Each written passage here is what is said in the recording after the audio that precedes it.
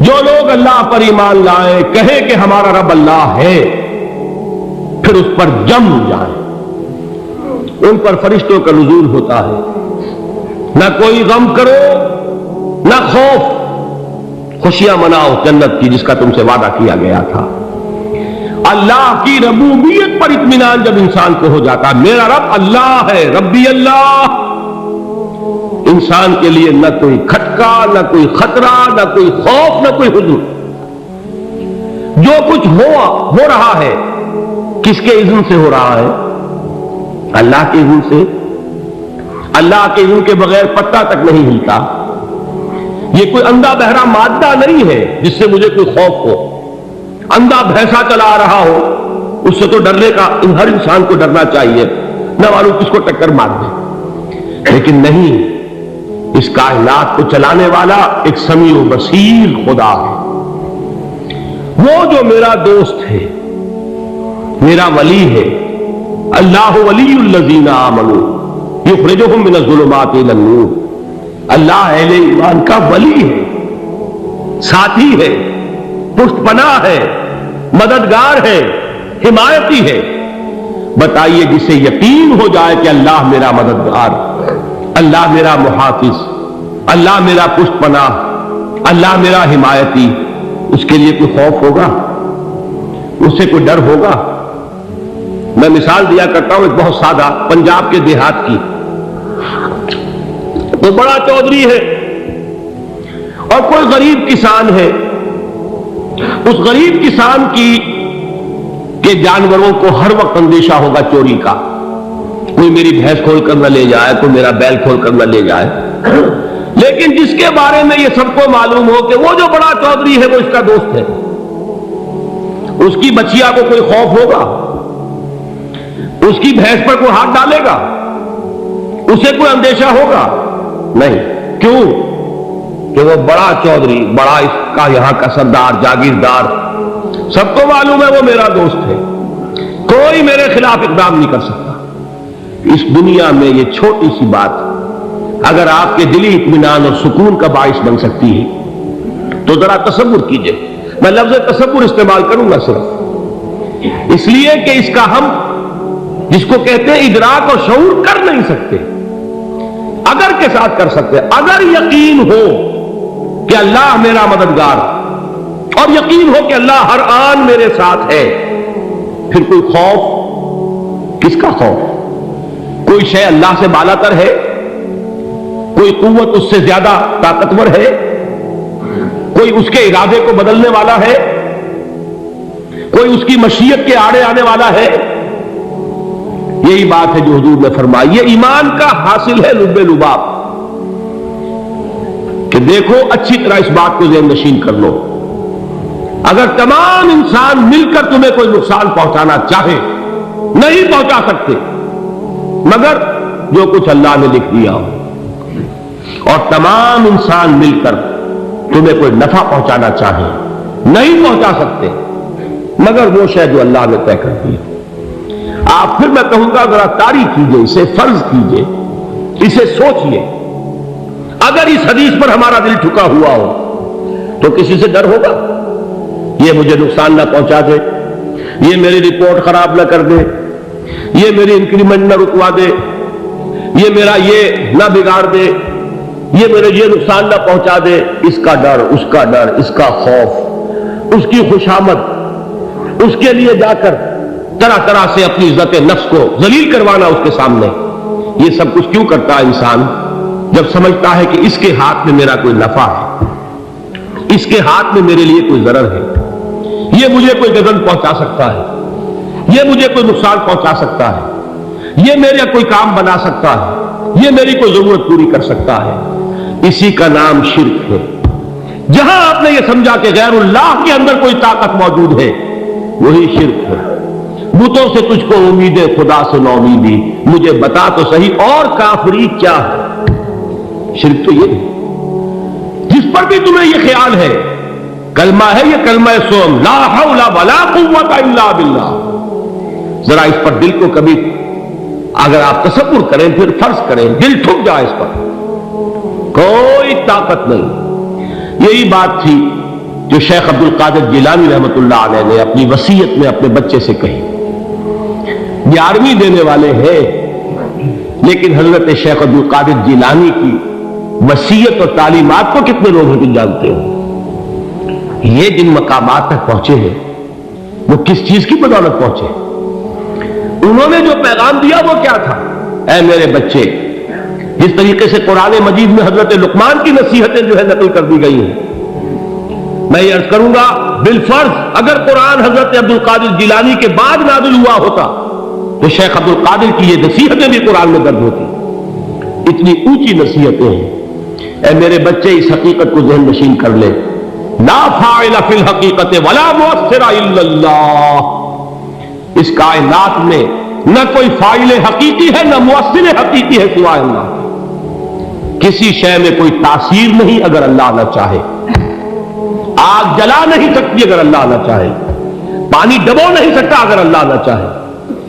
زہر ہلاک نہیں کر سکتا اگر اللہ نہ چاہے. کوئی چیز فائدہ نہیں پہنچا سکتی اگر اللہ نہ چاہے. تو در در پہ کیوں سر جھکاتے ہو؟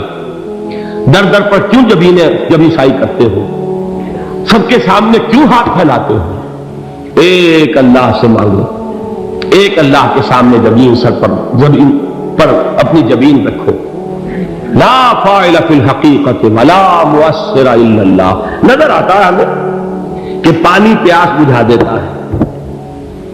پیاس بجھانے کی صلاحیت پانی میں نہیں ہے، اللہ کے اذن سے.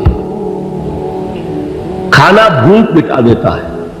بھوک مٹانے کی صلاحیت کھانے میں نہیں ہے، اذن رب میں. دیکھیے یہی یقین تھا.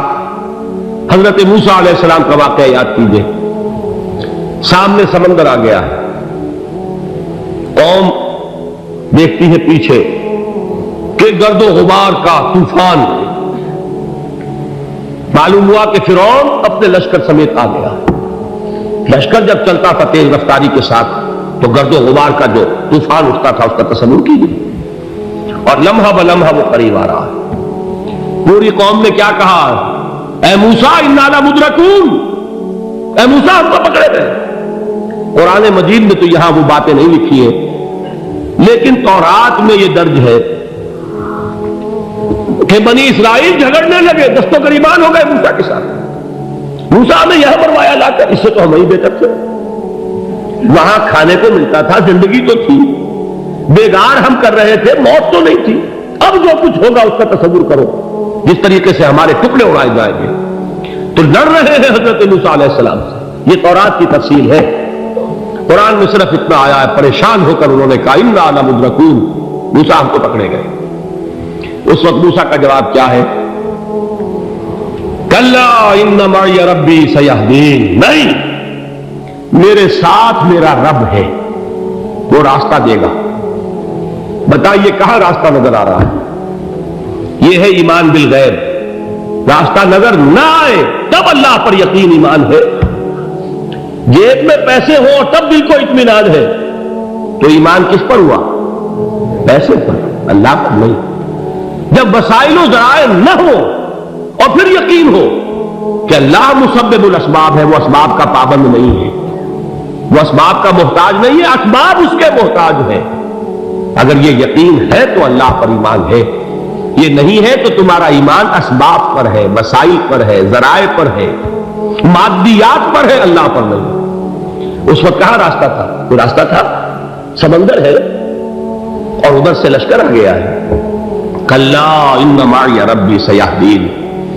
اب دیکھیے ایمان کہہ دینا آسان ہے، ہوا معکم اینما کنتم. جہاں کہیں بھی تم ہوتے ہو اللہ تمہارے ساتھ ہوتا ہے. لیکن اس کا یقین قائم ہو جائے تو زمین و آسمان کا فرق واقع ہو جائے. یہی بات ہوئی حضور کے ساتھ. غار ہے، چھپے ہوئے ہیں محمد رسول اللہ اور آپ کے وہ یار غار ابو بکر صدیق رضی اللہ تعالی عنہ. اقبال نے حضرت ابو بکر کی شان میں چند اشعار کہیں صرف، لیکن واقعہ یہ ہے کہ بھاری بھاری نظموں پر اور قصیدوں پر بھاری ہے. طویل ترین نظمیں اور قصیدے ہوں ان پر بھاری ہے. ہمتیں ابو بکر کی ہمت جو ہے کشت ملت را جو ابر، جیسے بارش سے کھیتی اپجتی ہے، ابو بکر کی ہمت اور عزیمت اس امت کو اسی طرح سینچنے والی ہے۔ ثانیے اسلام و غار و بدر و قبر، وہ دوسرے تھے اسلام میں، دوسرے پہلے کون تھے؟ انا اول المومنین، حضور کی بات ہے، سب سے پہلا ایمان لانے والا میں، دوسرے ابو بکر۔ ویسے ہمارے ہاں یہ چلتا ہے اختلاف، حضرت علی پہلے ہے کہ حضرت ابو بکر پہلے ہے، لیکن اس میں بڑی خوبصورت تطبیق قائم کی ہے علماء نے، اور بہت صحیح ہے۔ چار کے بارے میں فیصلہ ہی مت کرو کہ کون پہلے، ان کی ایک عجیب تقسیم کر دی ہے۔ آزاد مردوں میں، بالغ مردوں میں سب سے پہلے ابو بکر، بچوں میں سب سے پہلے علی، خواتین میں سب سے پہلے خدیجہ، اور غلاموں میں سب سے پہلے زید بن حارثہ۔ بڑی پیاری تقسیم ہے، یہ چاروں ہی پہلے ہیں، ہر ایک کے لیے اولیت ہے۔ اور واقعہ یہ ہے کہ اگر زمانی اعتبار سے تعین ہوگا تو پہلے خدیجۃ الکبریٰ آئیں گی رضی اللہ تعالی عنہ، کسی اور سے بات کرنے کی نوبت بعد میں آ سکتی ہے، پہلے تو اہلیہ محترمہ سے بات ہوئی، آتے ہی پہلی وحی ہوئی ہے، ابھی تبلیغ کا حکم نہیں تھا، کس کو بتایا واقعہ؟ ابھی اپنی نبوت کی تبلیغ کا تو حکم ہی نہیں آیا، واقعہ کس کا ہے؟ وہ خدیجہ کا ہے۔ جب کہا ہے کہ خشیت علی نفسی، مجھے اپنی جان کا اندیشہ ہے، تو کیا جواب دیا خدیجہ نے رضی اللہ تعالی عنہا؟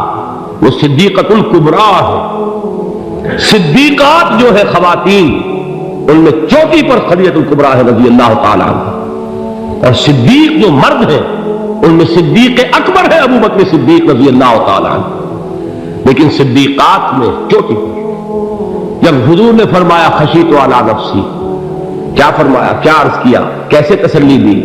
نہیں نہیں، اللہ آپ کو ضائع نہیں کرے گا، آپ غریبوں کے ہمدرد ہیں، آپ مساکین کے تکالیف رفع کرنے والے ہیں، آپ بیواؤں کی سرپرستی کرتے ہیں، آپ مسافروں کی خدمت کرتے ہیں، اللہ آپ کو ضائع نہیں کرے گا۔ یہ یقین ہے اس خاتون کے اندر۔ خیر وہ ایک علیحدہ بات ہو جائے گی۔